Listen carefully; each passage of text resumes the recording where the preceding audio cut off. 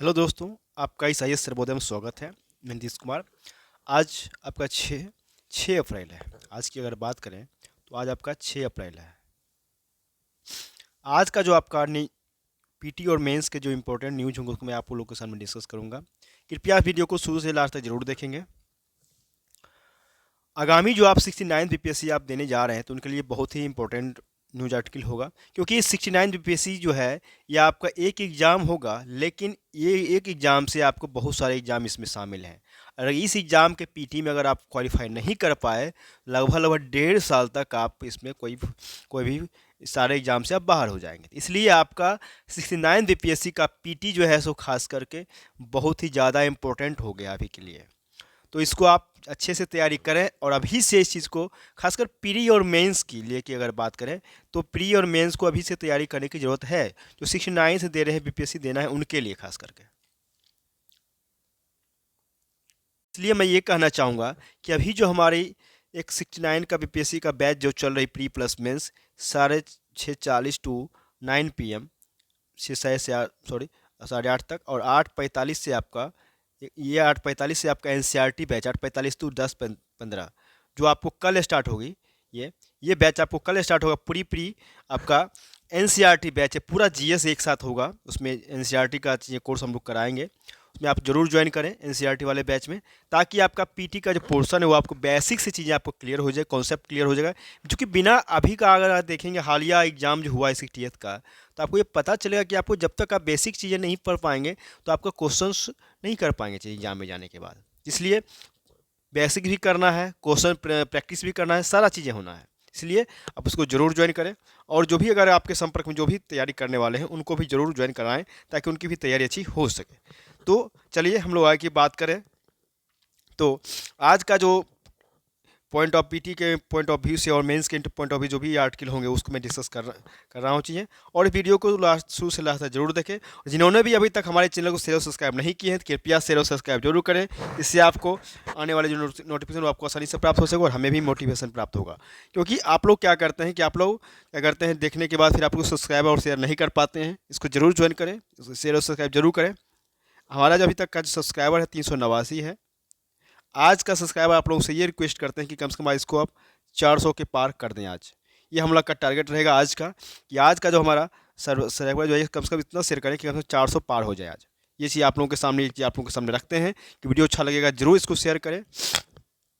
चलिए आज का हम चल रहे हैं टॉपिक पे कि नेताओं के लिए अलग कानून नहीं। क्या कहा जा रहा है कि नेताओं के लिए अलग कानून नहीं, क्योंकि सरकार द्वारा जो केंद्रीय एजेंसी और ईडी का जो दुरुपयोग किया जा रहा है उसके लिए विपक्षी नेताओं को निशाना बनाए जाने के आरोप पर कांग्रेस की अगुवाई में सुप्रीम कोर्ट जो विपक्षी दलों ने को बुधवार को बड़ा झटका लगा। चीफ जस्टिस जीबीआई जो चंद्रचूड़ हैं और जस्टिस जेबी पार्डेवाला की पीठ ने इन दलों की उस याचिका पर विचार करने से इनकार कर दिया जिसमें जांच एजेंसियों का दुरुपयोग करने का आरोप लगाते हुए कोर्ट से गिरफ्तारी और जमानत के बारे में दिशा निर्देश करने की मांग की गई थी। आपको याद होगा कि मैंने इससे पहले भी डिस्कस किया था कि 14 विपक्षी दलों ने सुप्रीम कोर्ट में ये दाखिल दिया था कि उसको जमानत जब्त करने या मान लिया जाए जो आपको गिरफ्तारी किया जाता है उसका दिशा निर्देश क्या होना, जो उसका दिशा निर्देश तय करें। इसके लेकर सुप्रीम कोर्ट ने दिया था कि आगे टाइम दिया गया था, इसको डिस्कस किया जाएगा। इस पर 14 पार्टी ने इस पर दाखिल किया था याचिका, ठीक है। और कहा गया था कि याचिकाकर्ता के वकील ने ये दलील देने की तो 14 और 22 के बीच ईडी और राजनीतिक दलों के नेताओं की जांच की, जिसमें 95% विपक्षी दलों से है। नरेंद्र मोदी की सरकार की पहली बार मई 2014 में आई, सत्ता में आई थी। तब से सीबीआई के 124 नेताओं की पूछताछ की और इनमें से 108 जो नेता हैं वो आपको विपक्षी दलों के हैं। इस बात को ये चीज़ें दर्शाता है चीज़ें। और आगे एक है क्या कि सरकारी नीतियों की आलोचना की सत्ता विरोधी नहीं कह सकते। मतलब सुप्रीम कोर्ट ने बुधवार को ये मीडिया को अहम फैसला सुनाते हुए कहा है, क्या कहा है, उस पर क्या टिप्पणी किया है कि मीडिया द्वारा सरकारी नीतियों की आलोचना को सत्ता विरोधी नहीं कहा जा सकता। इसके साथ ही कोर्ट ने राष्ट्रीय सुरक्षा के आधार पर Malayalam news channel media one के प्रसारण पर केंद्र सरकार द्वारा लगाए गए प्रतिबंध को रद्द कर दिया गया। और कोर्ट ने तथ्यों के बगैर राष्ट्रीय सुरक्षा के दावे को उठाने के लिए केंद्र की खिंचाई भी की। कहा कि प्रेस पर उचित प्रतिबंध नहीं लगाया जा सकता। ये सुप्रीम कोर्ट का टिप्पणी है जी चंद्रचूड़ का। उनका ये कहना है कि आप जो है प्रेस पर अनुचित प्रतिबंध नहीं लगाया जा सकता क्योंकि उसका प्रेस की स्वतंत्रता पर बुरा प्रभाव पड़ेगा। कोर्ट ने सील कवर में पेश किया दस्तावेज की सुनवाई प्रक्रिया में आगे दिशा निर्देश भी जारी किए हैं। ये भी पढ़ना जरूरी है। देखिए क्या कहा है कोर्ट ने, ये भी कहा है कि मीडिया वन का लाइसेंस रद्द करने का आदेश सुप्रीम कोर्ट ने किया निरस्त। तथ्यों के बगैर राष्ट्रीय सुरक्षा के दावे उठाने के लिए केंद्र की खिंचाई की है। शीर्ष कोर्ट ने यह कहा है कि नागरिकों को कानून के तहत उपलब्ध राहत पाने से रोकने के लिए सरकार राष्ट्रीय सुरक्षा को हथियार की तरह इस्तेमाल कर रही है। यह कानून के शासन के अनुकूल नहीं है। उसी दूसरा पॉइंट ये भी है कि चैनल को सुरक्षा मंजूरी से इनकार का कारण नहीं बताना और उसे कोर्ट को सील कवर में प्राकृतिक सील सील कवर में देना प्राकृतिक न्याय के सिद्धांत का उल्लंघन है। सभी जांच रिपोर्टों को सार्वजनिक नहीं करने की एक समान छूट प्रदान नहीं की जा सकती और चैनल के अंशधारकों के जमात ए इस्लामी हिंद के साथ कथित लिंक चैनल के अधिकारों पर प्रतिबंध लगाने का वैधानिक अधिकार नहीं है। उसका आगे है कि जमात ए इस्लामी हिंद प्रतिबंधित संगठन नहीं है, इसलिए इसके साथ लिंक से देश की संप्रभुता और एकता पर असर नहीं पड़ेगा। किसी सरकारी नीति की आलोचना को किसी भी तरह से अनुच्छेद 19(2) में निर्धारित नहीं किसी भी आधार के दायरे में नहीं लाया जा सकता। ये चीज़ें का दलील था सुप्रीम कोर्ट का। आगे बात करें तो आपको आगे बात करें तो जनवरी में जो आपको हर साल के 26 जनवरी में पद्मश्री, पद्म भूषण, पद्म भूषण ये तीनों सम्मान दिए जाते हैं। उसमें से आपको पद्मश्री से सम्मानित शाह आगे जो है इनको दिया गया है। पद्मश्री पाकर कादरी बोले पीएम ने मुझे गलत साबित किया। टोटल 52 हस्ती को ये सम्मानित किया गया है, जैसे मुलायम सिंह यादव भी हैं और मशहूर चिकित्सक दिलीप महालविस के मरणोपरांत पद्म भूषण से सम्मानित किया गया। इस चीज़ को आप मान लेंगे। पीटी के पॉइंट ऑफ व्यू से ये इंपॉर्टेंट है क्योंकि आप लोगों ने इसको नोट्स बना भी लिया होगा। ये जनवरी में ही जारी किया गया था, अभी उसको जो भी जिनको जब जारी किया गया था उनका नाम उनको यह भी दिया गया है।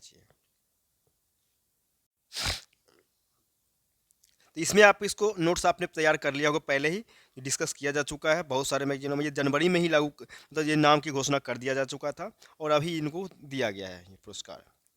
आगे चलेंगे हम, आगे चलें नेक्स्ट टॉपिक की ओर। तो अमृतकाल के संकल्पों में नई ऊर्जा रहा मिशन अमृत सरोवर। ये मोदी हमारे जो प्रधानमंत्री का कहना है कि अमृतकाल के संकल्प में नई ऊर्जा भर रहा है मिशन अमृत सरोवर है। ये हमारे प्रधानमंत्री का कहना है।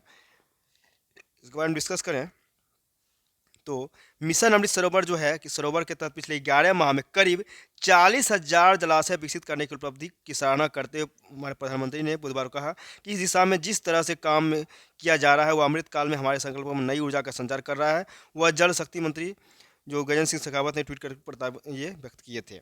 सीमावर्ती क्षेत्रों में स्वागत योग्य विकास है जो सीमावर्ती गाँव में रहने वाले लोगों को सशक्त बनाएगा। मतलब मोदी ने अरुणाचल प्रदेश के मुख्यमंत्री पेमा खांडू के भी एक ट्वीट में जवाब दिया। उन्होंने कहा कि स्वर्ण जयंती सीमा रोशनी कार्यक्रम प्रधानमंत्री के दृष्टिकोण के अनुरूप है कि बदलाव लाने के लिए सीमावर्ती गांव नहीं अंतिम नहीं बल्कि इससे पहले है। खांडू ने ट्वीट कर कहा था मेरे मुक्तो विधानसभा क्षेत्र के मागो गाँव में नई भोर हो रही है। इस चीज़ को आप देख लेंगे चाहिए। देश में 10 परमाणु ऊर्जा रिएक्टर वर्ष 2031 तक बनाए जाएंगे। मतलब पीएमओ जो आपका मतलब प्रधानमंत्री कार्यालय में राज्य मंत्री जितेंद्र सिंह ने लोकसभा में बुधवार के प्रश्न उत्तर में बताया कि सरकार ने वर्ष 2031 तक 1.05 लाख करोड़ की लागत से 10 परमाणु रिएक्टर ऊर्जा बनाने की मंजूरी दे दिया है। कर्नाटक के कैगा, हरियाणा के फिर गोरखपुर और मध्य प्रदेश के चुटका में 2-2 रिएक्टर बनाए जा रहे हैं। राजस्थान के माही बांसवाड़ा में 4 परमाणु रिएक्टर बनाए जाएंगे। गोरखपुर हरियाणा के फतेहाबाद जिले का एक गांव है। गोरखपुर जो ये कौन, ये गोरखपुर यूपी वाले नहीं, ये गोरखपुर आपको है हरियाणा के फतेहाबाद जिले का एक गाँव है। एक अन्य प्रश्न में उत्तर में कहा कि भविष्य में परमाणु ऊर्जा का इस्तेमाल बंद करने की कोई योजना नहीं है। इस बात को भी ध्यान देंगे। आगे है कि कहा जनगणना के लिए आधार डाटा का उपयोग करने की कोई ज़रूरत नहीं। मतलब इसको भी जानकारी जरूरी है क्योंकि देखिए इलेक्ट्रॉनिक्स और सूचना प्रौद्योगिकी राज्य मंत्री राजीव प्रताप चंद्रशेखर ने बुधवार को लोकसभा को बताया कि जनगणना के लिए आधार डाटा के इस्तेमाल की कोई योजना नहीं है। उन्होंने लिखित उत्तर में ये भी कहा कि भारत के महापंजीयक और जनगणना आयुक्त जो ये कार्यालय ने बताया है कि जनगणना के आधार के लिए आधार डाटा का उपयोग करने की कोई योजना नहीं है। भारतीय विशिष्ट प्राधिकरण के अनुसार फरवरी अंत तक 136 करोड़ से अधिक आधार नंबर जारी किए गए हैं। देखिए ये आपका इंटरनल सिक्योरिटी का टॉपिक है। सीमा पर चीन से टकराव पर सरकार सर्वदलीय बैठक बुलाया है। इसके लिए कभी ये कहा जा रहा है जिसके बारे में कल डिस्कस कर चुका हूँ। चाहिए इसको आप भी कल देख सकते हैं। चाहिए एनिमेशन और गेमिंग इंडस्ट्री के लिए बनेगा अलग बोर्ड वो मिशन, मतलब क्या, जो आपको एनिमेशन, विजुअल इफेक्ट और गेमिंग कॉमिक कॉमिक एवं एंड एक्सटेंडेड रियलिटी, मतलब उद्योग के लगातार बढ़ रहे आकार को बनाने के लिए भारत ने कमर कस ली, मतलब अभी इस क्षेत्र में विश्व बाजार में देश की हिस्सेदारी 10% हो गया है। लेकिन अनुमान ये लगाया जा रहा है कि आने वाले जो समय में भारत जो है गेमिंग इंडस्ट्री का सबसे बड़ा बाजार बन सकता है। इसको देखते हुए सरकार ने एवीजीसी को नेशनल पॉलिसी का ड्राफ्ट तैयार कर लिया, जिसमें अलग से इस क्षेत्र के लिए मिशन और बोर्ड तैयार करने का खाका खींचा गया है। देखा जाए तो सूचना एवं प्रसारण मंत्रालय के साथ ही मिलकर कौशल विकास एवं उद्यमशीलता मंत्रालय एबीजीसी सेक्टर को प्रोत्साहित करने का काम कर रही है, और इसके समग्र अध्ययन के लिए पूर्व में गठित जो टास्क फोर्स था उन्हें जो संस्तुतियां की थी, उन्हीं के आधार पर सूचना प्रसारण मंत्री ने नेशनल एबीजीसी पॉलिसी ड्राफ्ट तैयार किया है। देखिए इसके बारे में भी समझ लें आप। इसी एबीजीसी के लिए नई शिक्षा नीति, मतलब केंद्र सरकार ने नई शिक्षा नीति में शिक्षा के साथ कौशल विकास को भी शामिल किया है। इसी परिप्रेक्ष्य में ये भी तय किया गया है कि सूचना और जो प्रसारण मंत्रालय है और शिक्षा विभाग मिलकर एबीजीसी सेक्टर एजुकेशन नीति भी तैयार करेंगे। सरकार का ये भी सोच है कि स्कूल स्तर से ही एनिमेशन, गेमिंग और विजुअल इफेक्ट के प्रति रुचि दिखाते हुए छात्रों को इसमें शिक्षित किया जा सके, और एनसीईआरटी से भी इससे संबंधित किताबें तैयार कराने को कहा जाएगा। तो ये भी बहुत अच्छा टॉपिक था आपका।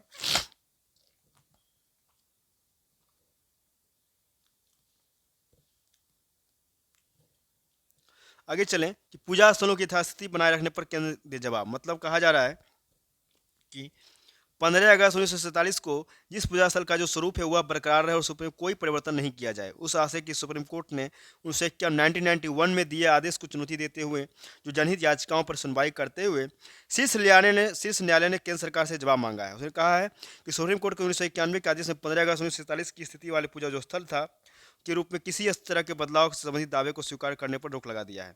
इस सिलसिले में अयोध्या के जन्मभूमि प्रकरण को अपवाद मानते हुए शीर्ष न्यायालय ने फैसला सुनाया था। राम जन्मभूमि का मामला कई सौ सालों से विवाद का विषय बना हुआ था। ताज़ा प्रकरण में मुख्य न्यायाधीश चिबाई चंद्रचूड़ और जस्टिस जेबी पड्डीवाला की पीठ ने कहा कि शीर्ष न्यायालय के 3 न्यायाधीशों की पीठ जुलाई से जनहित याचिकाओं पर सुनवाई करेगी। उसी पीठ के समक्ष केंद्र सरकार ये जवाब पेश करना पड़ेगा।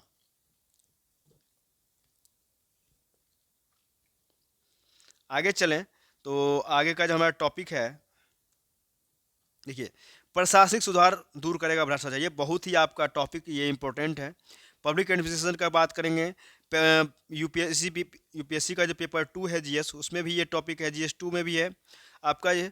यूपीएससी पेपर 4 का एथिक्स में भी इसका टॉपिक मेंशन है। इसलिए आपका दो पेपर कवर हो रहे हैं, दो टॉपिक्स बहुत ही इंपॉर्टेंट है यूपीएससी, खासकर यूपीएससी के लिए ये टॉपिक अगर देखा जाए तो खासकर बहुत ही वेरी वेरी इंपॉर्टेंट है। आप जो भी यूपीएससी, जिन्हीं को भी आगामी यूपीएससी आप अगर ये सॉरी अगर आप 2023 का यूपीएससी प्री देते हैं या मेंस तो देने ही, उसमें भी फ़ायदा होगा। बाकी अगर 2024 वाले हैं उनको भी फ़ायदा होगा इससे, तो इसको ज़रूर पढ़ना चाहिए। देखिए मैं कुछ चीज़ों को डिस्कस कर दे रहा हूँ, कृपया आप इसको समझ लेंगे चीज़ें। ये गवर्नेंस का भी टॉपिक है। देखिए आगे का भी टॉपिक है आपके सामने कि गवर्नेंस में प्रशासन में पारदर्शिता का प्रयास। देखिए ये आपका केआरसी ये सॉरी एआरसी रिपोर्ट जो है उसके बारे में है कि प्रशासनिक सुधार दूर करेगा भ्रष्टाचार। मतलब कहा जा रहा है, देखिए मैं इसको थोड़ा डिस्कस कर दे रहा हूँ कि प्रशासन में भ्रष्टाचार को दूर करने के लिए सरकार के विभिन्न प्रयासों और प्रशासनिक सुधारों पर अक्सर चर्चा होती रहती है। नौकरशाह जो हैं उनको भ्रष्टाचार मुक्त रखने के उद्देश्य से हर साल जो है क्या किया जाता है, हर साल अपनी अचल संपत्ति का ब्यौरा सरकार को सौंपना होता है। परंतु देखने में ये भी आया है कि इस नियम की अक्सर अनदेखी भी किया जाता है। कहा जाता है कि भ्रष्टाचार की जड़ें जो है अफसरशाही में ही पनपती है। भारतीय अफसरशाही का माइंड सेट और ढांचा आज के समय के अनुकूल नहीं रह गया और यह लापरवाही सुस्ती में भ्रष्टाचार का पर्याय बन गई है। वैसे तो लोकतंत्र का हर स्तंभ बहुत ही महत्वपूर्ण होता है और सबकी अपनी अपनी भूमिका होती है, परंतु इन सब में लोक सेवाओं की भूमिका काफ़ी संवेदनशील होती है, क्योंकि वे जनता और सरकार के बीच की कड़ी के रूप में काम करते हैं।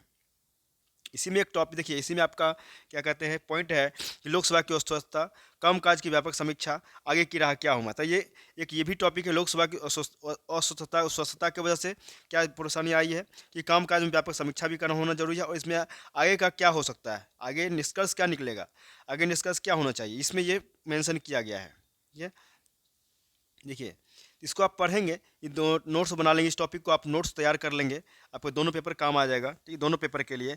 और आगे बात यह है कि हम निष्कर्ष की अगर हम बात करें आगे की राह क्या होगा, इस पर डिस्कस कर लें कि देश की उच्च प्रशासनिक सेवाओं में प्रशिक्षण और नियुक्ति के सुधार की दृष्टि से केंद्र सरकार ने एक अलग समिति का गठन किया था। देख समझिए ये अलग समिति क्या है, इसके बारे में सब पीटी के लिए टॉपिक हो सकता है। इस समिति ने लगभग एक दशक पूर्व ही अपनी संसदीय संघ लोक सेवा आयोग को सौंप दिया था, रिपोर्ट अपना सौंप दिया था। अब इन पर भी अमल किया जा रहा है। ज़्यादातर समीक्षक इसे गूगली की तरह से मान रहे। अलग समिति का मानना है कुछ प्रशासनिक सेवाओं एवं अन्य केंद्रीय सेवाओं को औपनिवेशिक पद्धति से स्वयं मुक्त करना चाहिए। वैसे यह कहा जा सकता है कि प्रशासनिक मशीनरी को सुधारने और उन पर नियंत्रण कायम रखने के लिए लोकतांत्रिक आधार वाली स्वस्थ कार्यकारिणी की जरूरत है, जो इस प्रकार के निष्पक्ष के निर्णयों के द्वारा हमारे सार्वजनिक प्रशासन के गुणवत्ता में सुधार ला सके। इतना ही नहीं, प्रशासनिक व्यवस्था में उल्लेखनीय सुधार लाने के लिए हर वर्ष बड़ी तादाद में अक्षम और भ्रष्ट अफसरों को समय पूर्व अनिवार्य सेवानिवृत्ति की जानी चाहिए। इससे क्या लाभ होगा, देखिए यहाँ पे ये पॉइंट है। इससे ये लाभ होगा कि प्रशासनिक अधिकारियों पर अच्छा प्रदर्शन करने तथा स्वच्छ प्रशासन देने का भी दबाव बनेगा। देखिए ये हो गया चीज़ें आपके सामने। ये देखिए चुनौतियां हैं भारत के सामने, सर्वथा नई चुनौतियां नहीं है। नई चुनौतियों में बरक्स प्रशासन के सामने भी इसका नया स्वरूप आया है। मेघालय की चलाई गई अंग्रेजी परीक्षा और सामान्य ज्ञान से हटकर प्रशासन का मूल्यांकन 21वीं शताब्दी की समस्याओं को सुलझाने की क्षमता पर रहित हो। वर्तमान युग में तकनीकों के प्रभाव, लोगों के अधिकारों की सुरक्षा, वैश्वीकरण और पर्यावरण के संबंधी परिवर्तनों को प्रशासनिक सेवाओं का आधार बनाया जाए, तब जाकर नई चुनौतियों से निपटा जा सकता है। ये बहुत ही इंपॉर्टेंट था। देखिए आपका ये भी टॉपिक है, आपका है ई गवर्नेंस का टॉपिक है।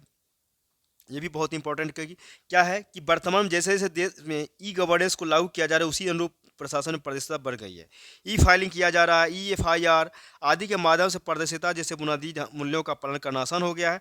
आज जो है आम आदमी में जागरूकता बढ़ा है पहले की तुलना में देखा जाए तो। परिणाम स्वरूप क्या हुआ है कि प्रशासन में भी इसकी रुचि इंटरेस्ट बढ़ा है।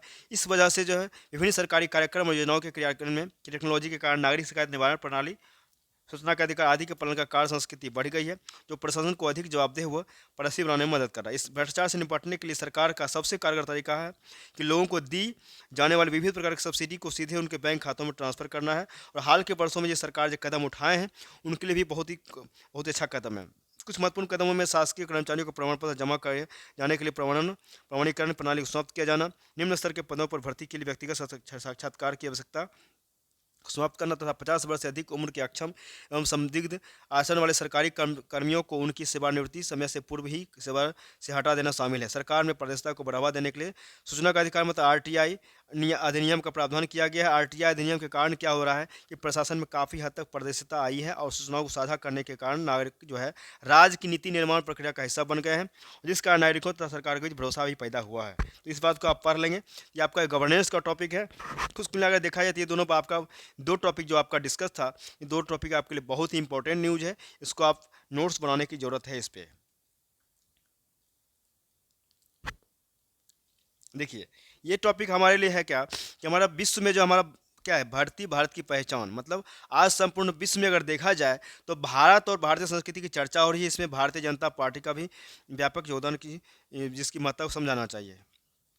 थोड़ा इसमें समझ लें कि क्या कहा जा रहा है, इसमें क्या है चीज क्या रहा है। देश में राष्ट्रवाद, गरीब कल्याण, देश भारतीय सांस्कृतिक मूल्यों के संरक्षण, पारदर्शिता का आचरण करते हुए कांग्रेस के विकल्प प्रस्तुत करने के डॉक्टर श्यामा प्रसाद मुखर्जी के नेतृत्व में भारतीय जनसंघ की स्थापना हुई थी। इसको आप कर लेंगे क्लियर, आगे देखेंगे। इसमें आपको एक टॉपिक ये पढ़ना है कि देखिए कहा जा रहा है कि समाज में बिना किसी भेदभाव के भारत विकेंद्रित अर्थव्यवस्था का पालन करते हुए गरीब का उत्थान, बिना किसी भेदभाव पूजा अपनी अपनी पूजा पद्धतियों का पालन करते हुए देश के विकास में भी सभी का सहयोग एवं देश प्रथम सिद्धांत का पालन करते शुद्ध आचरण व देशवासियों की सेवा भाजपा का लक्ष्य बना रहा है। ये सब इनका है। और एक भारत श्रेष्ठ भारत को भी आप पढ़ लेंगे। अंत्योदय की अवधारणा जो है ये आपको महात्मा गांधी का विकास जिस स्वदेशी एवं विकेंद्रित अर्थव्यवस्था के आधार पर चाहते थे, लेकिन ग्राम पंचायत चुनना स्वराज का अधिकार था। पंडित दीनदयाल उपाध्याय ने सरकारों की सफलता का आधारकारी अंत्योदय को माना था, लेकिन पूर्व प्रधानमंत्री हमारे जो थे अटल बिहारी वाजपेयी और संचालित प्रधानमंत्री ग्राम सड़क योजना, स्वर्ण चतुर्भुज योजना, नदी जोड़ योजना, जो सर्व शिक्षा अभियान, गरीब उत्थान एवं ढांचागत विकास के अनुकरणीय उदाहरण है। इसको आप कर लेंगे चीज़ें। बहुत ही अच्छा टॉपिक है ये भी। चलिए आगे। कहा जा रहा है कि 31 देशों की कंपनियों में भारत में बेचना चाहती है फूड आइटम। मतलब क्या कि भारत में जो है बड़े बाजार में दुनिया की सभी मशहूर फूड कंपनियां अपने उत्पाद को बेचना चाहती है। तभी पिछली 20 जनवरी से लेकर 31 जब अब तक 31 देशों की सैकड़ों फूड कंपनियों ने अपने फूड आइटम की बिक्री के लिए अलग अलग नामों से पंजीयन कराया है। अब तक 1596 पंजीकरण हो चुका है। इसको आपको देख लेंगे चाहिए।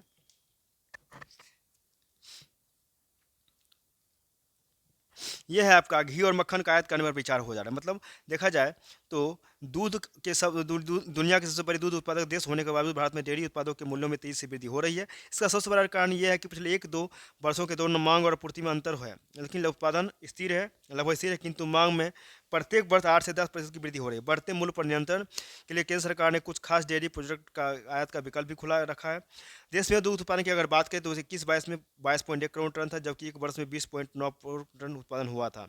महंगाई बढ़ाने में दूध उत्पादों के मूल्यों में वृद्धि बड़ी वजह से बढ़कर सामने आई है, क्योंकि एक वर्ष के दौरान दूध के मूल्य में 10 रुपये तक की वृद्धि हुई, जो इस दशक में सबसे ज़्यादा है। देखिए अगर बात करें इसमें दूध उत्पादन में तो 14.63, 14-15 में 15-16 में 15.54 टन, 17-16 में 16.54 टन, अभी वर्तमान में आपका 22.10 टन ये उत्पादन हुआ है। तो चीज़ें ज़रूरी है इसमें। देखिए आपका ये आईआर का टॉपिक है, 3 टॉपिक हमारे पास आईआर के हैं, 4 टॉपिक। कि बाइडेन प्रशासन में परमाणु विश्व युद्ध का सामना करना पड़ सकता है ट्रंप ने कहा कि मैं राष्ट्रपति होता तो रूस कभी नहीं करता यूक्रेन पर हमला। मतलब डोनाल्ड ट्रंप ने अमेरिकी सरकार पर देश को बर्बादी की तरफ ले जाने का आरोप लगाया। उन्होंने कहा जो बाइडेन प्रशासन के दौरान दुनिया को तृतीय परमाणु विश्व युद्ध का सामना करना पड़ सकता है। 76 वर्षीय ट्रंप ने यह टिप्पणी मंगलवार को अपने कोर्ट पेशी के दौरान उन्होंने कहा था। आपको इसके बारे में मामला मैंने कल डिस्कस किया था, ट्रंप के मामले में क्यों इनको कोर्ट में पेशी होने क्या है। आगे बात करेंगे कि देखिए पीटी का आपका टॉपिक हो सकता है, भारतवंशी कलाकार को लंदन में मिला ओलिवियर सम्मान। मतलब चेन्नई में जन्मी है सिंगापुर की अभिनेत्री अंजना वासनकुलियर ओलिवियर अवार्ड के 47वें संस्करण में एक नाटक में सर्वश्रेष्ठ सहायक अभिनेत्री का पुरस्कार जीता है। यह पुरस्कार उन्हें लंदन में दिया गया। वासन को टेनिसी विलियम्स के नाटक के टिकट नेम्स डिजायर के पुनरुद्धार में स्टेला के कुवस्की में उनकी भूमिका के लिए 2 अप्रैल को विजेता नामित किया गया था। ये आपको पीटी के लिए इंपॉर्टेंट होगा। आगे बात करेंगे तो बायरन की 100 प्रभावशाली महिलाओं में सूची की में 5 भारतीय अमेरिकी मतलब भारतवंशी जो अमेरिकी हैं, मतलब वित्तीय सेवा क्षेत्र में प्रमुख स्थान हासिल करने वाली 100 सबसे प्रभावशाली महिलाओं की सूची में 5 भारतवंशी अमेरिका महिलाएं भी शामिल है। इस सूची में जेपी मॉर्गन की नू अयंगर, एरियल एस्टेवेसर की रूपल जे भंसाली, गोल्डमैन सैक्स की मीना नकरावाला, फ्रैंकलिन टेम्पल्टन की सोनल देसाई और बोफा सिक्योरिटीज की सविता सुब्रमण्यम भी शामिल है। इस बात को देख लें, ये पीटी का टॉपिक होगा ये भी आपका। और देखिए इस बारे में 2-3 दिनों से चर्चा में चल रहा है ये टॉपिक। अरुणाचल प्रदेश है भारत का अभिन्न अंग, चीन की हरकत का विरोध। मतलब अमेरिका का कहना है, मतलब अमेरिका ने अरुणाचल प्रदेश को भारत का भी हिस्सा बताया और चीन द्वारा इस हरकत पर एक दवा करने और क्षेत्रों का नामकरण करने पर कड़ा विरोध जताया। अमेरिका की यह प्रतिक्रिया कब आया है तो चीन द्वारा अरुणाचल प्रदेश के 11 स्थानों के अपनी भाषा में नाम रखने पर आई है। चीन ऐसी हरकत 2017 और 2021 में भी कर चुका है। भारत इस नामकरण को पहले ही खारिज करते हुए कड़ा विरोध जता चुका है। देखिए इसके बारे में 2 दिन पहले भी कल भी डिस्कस किया, परसों भी डिस्कस किया। ये क्या मामला है ठीक है। चीन भारत के अरुणाचल प्रदेश को लंबे हिस्से से तिब्बत का दक्षिणी हिस्सा बताता रहा है। इसका कोई ऐतिहासिक प्रमाण न होने के बावजूद चीन अपनी हर धर्मिता नहीं छोड़ रहा है। अपने इसी रुख पर कायम होते हुए रविवार को चीन की सरकार ने अरुणाचल प्रदेश के 11 स्थानों के बदले नाम सार्वजनिक कर दिया है उन्होंने।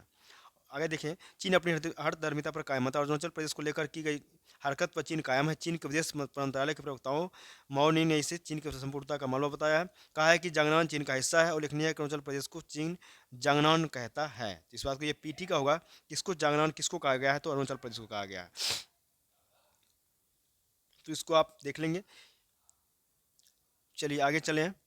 तो आज का टॉपिक यहाँ पे है कि चीतों को उभारा भारतीय वातावरण। मतलब ये आपका एनवायरनमेंट में देखें कि भारत में चीता प्रोजेक्ट को लेकर कुनों के जंगल में सुखद परिणाम सामने आ रहे हैं। नामीबिया और दक्षिण अफ्रीका के से लाए गए चीतों में से भारत में 75 साल में विलुप्त हो चुकी यह प्रजाति न सिर्फ अस्तित्व में आई है बल्कि उनकी अब वंश वृद्धि भी हो रही है।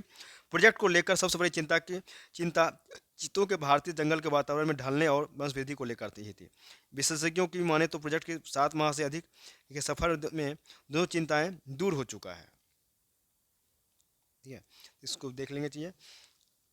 चलिए तो यहाँ तक देखा जाए तो आज का ये टॉपिक हम लोगों ने पूरा किया है और आप लोगों से ये गुजारिश है कि कृपया आप लोग शेयर और सब्सक्राइब जरूर करें। जिन्होंने भी अभी तक हमारे चैनल को सब्सक्राइब नहीं किया कृपया सब्सक्राइब भी करें और शेयर और सब्सक्राइब जरूर करें, ताकि इससे हमें क्या होगा, मोटिवेशन प्राप्त होगा। और आज का जो हमने टारगेट रखा है कि 400 पार होना चाहिए सब्सक्राइबर की। और इससे हमें वीडियो अगर अच्छा लगता है जरूर इसको शेयर करो, 400 पार आज पहुँचाएँ, ताकि हमें भी मोटिवेशन प्राप्त होगा। इससे आने वाले नोटिफिकेशन आपको आसानी से प्राप्त हो सकेगा। और वीडियो को आप शुरू से लास्ट तक जरूर देखें। तो चलिए हम लोग फिर नेक्स्ट सेशन में मिलते हैं, तब तक लिए बहुत बहुत धन्यवाद।